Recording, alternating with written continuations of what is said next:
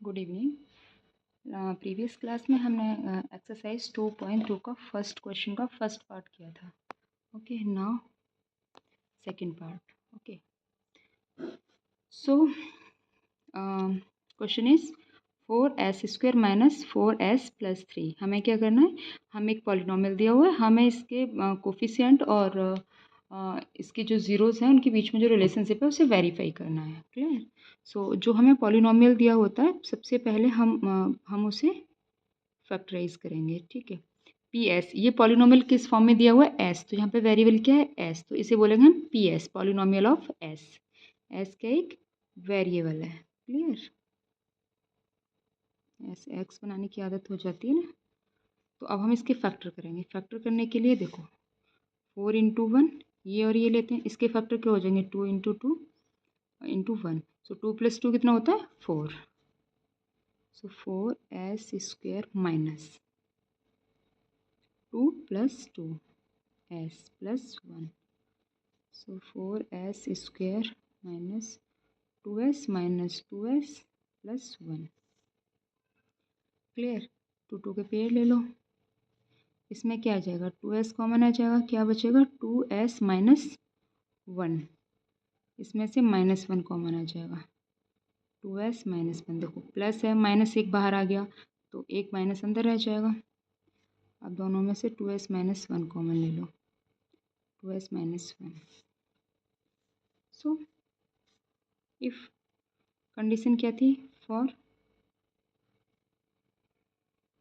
Zeros p of s equal to 0। So if या तो ये 0 होना चाहिए या 0 होना चाहिए। ठीक है ना। If 2s minus 1 equal to 0 then 2s equal to 1, s equal to 1/2। Clear. दोनों ही यही हैं, 2s माइनस 1 इक्वल टू 0, दोनों ही 2s माइनस 1 है। सो s की वैल्यू यहाँ से भी 1/2 आ गई। ठीक है, कोई प्रॉब्लम नहीं है, दो ज़ीरो सेम भी हो सकते हैं, डिफरेंट भी हो सकते हैं। So let alpha beta are zeros of this polynomial। Okay, so alpha की वैल्यू क्या होगी 1/2 और बीटा की वैल्यू भी 1/2 हो गई। Clear. Sum of zeros, sum of zeros means alpha plus beta क्या हो जाएगा 1/2 प्लस 1/2 हो जाएगा 2/2,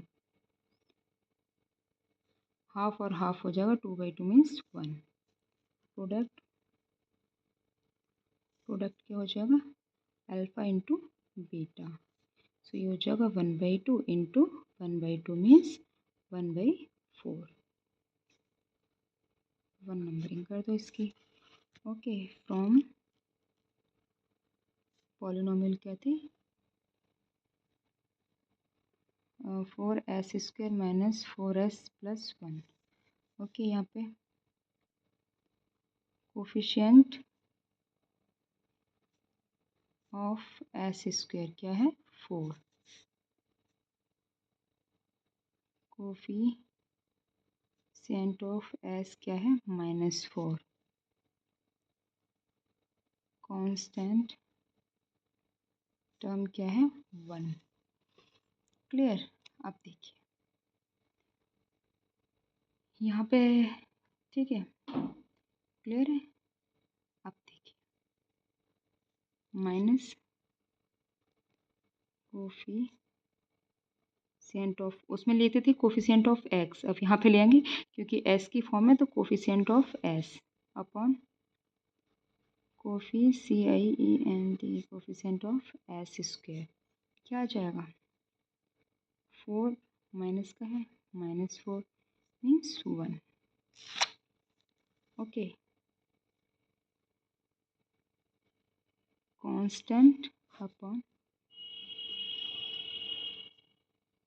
coefficient of, constant upon coefficient of S, clear, square क्या हो जाएगा, कांस्टेंट कितना है 1, कोफिशिएंट 4, 1/4 ये हो गया 2। सो फ्रॉम 1 and 2 क्या मिल रहा है इसे, ये किसके इक्वल आ रहा है, इसके, ठीक है। सो अल्फा प्लस बीटा बराबर इक्वल टू क्या हो गया, कोफिशिएंट ऑफ एस माइनस का ऑफ एस स्क्वायर, ठीक है, क्लियर। नाउ ये किसकी इक्वल है, इसके इक्वल है। So alpha into beta is equal to क्या हो जाएगा, कांस्टेंट, पूरा ही लिख दो, कांस्टेंट टर्म लिख दो, अपन कोफी of S square, clear. So hence the relationship between the coefficient and zeros is verified.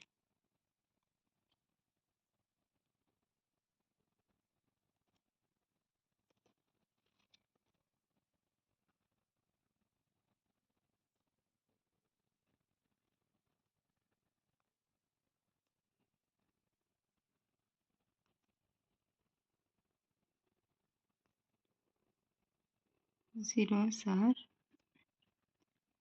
verified. इसमें 6 क्वेश्चन है, सब ऐसे ही करने। अब नेक्स्ट क्वेश्चन करते हैं। सो अब next question is 6x² minus 3 minus, तो सबसे पहले तो इसे रीअरेंज करेंगे। सो ये x का है तो px क्या हो जाएगा, 6x² क्वाड्रेटिक है पता चल रहा, minus 7x minus 3, okay. Now factor करेंगे 6 इंटू 3, सो इसे हम लिख सकते हैं 2 इंटू 3 इंटू हमें चाहिए 7, ठीक है, 9 माइनस 2 7, ओके। सो 6x² minus 9 minus 2, okay, clear. तो ये हो जाएगा 6x² माइनस 9x, और ये माइनस प्लस 2x माइनस 3। अब देखिए माइनस का माइनस 9x में से प्लस का 2x माइनस करोगे तो माइनस का 7x आएगा, इसलिए हम इसे अंदर रख लेते हैं ब्रैकेट के, बाद में जो साइन है उसके साथ ऑपरेट करते हैं, अदरवाइज कन्फ्यूजन हो जाती है साइन की।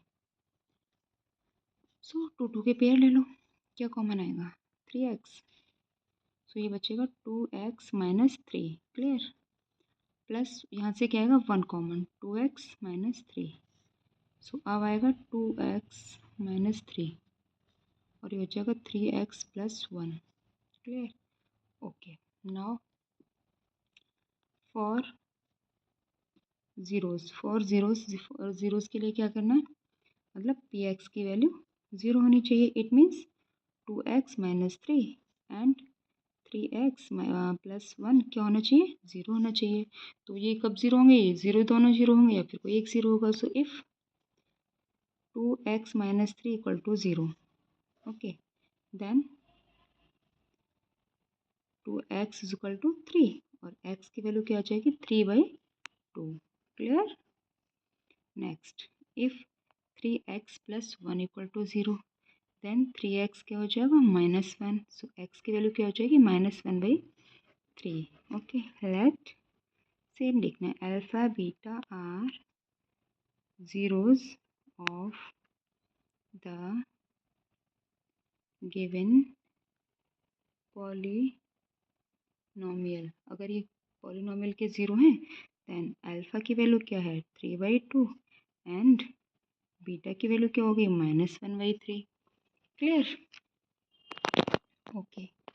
सो सम मीन्स अल्फा प्लस बीटा क्या हो जाएगा 3/2 प्लस -1/3, सो 3/2 -1/3, एलसीएम क्या आ जाएगा 6, 2 3 जा 6, 3 3 जा 9, 3 2 जा 6, 2 1 जा 2, सो ये आएगा 9 minus 2 means 7/6,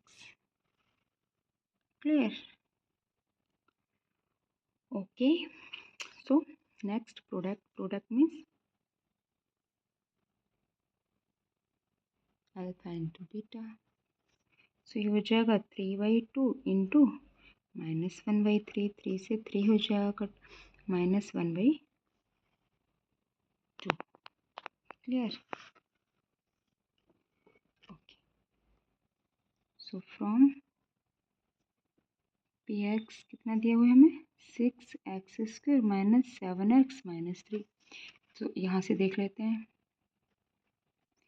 coefficient of x² क्या है 6,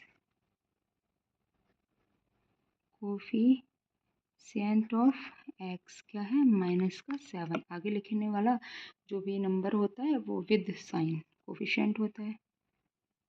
कांस्टेंट टर्म क्या होगी -3। क्लियर? Okay, now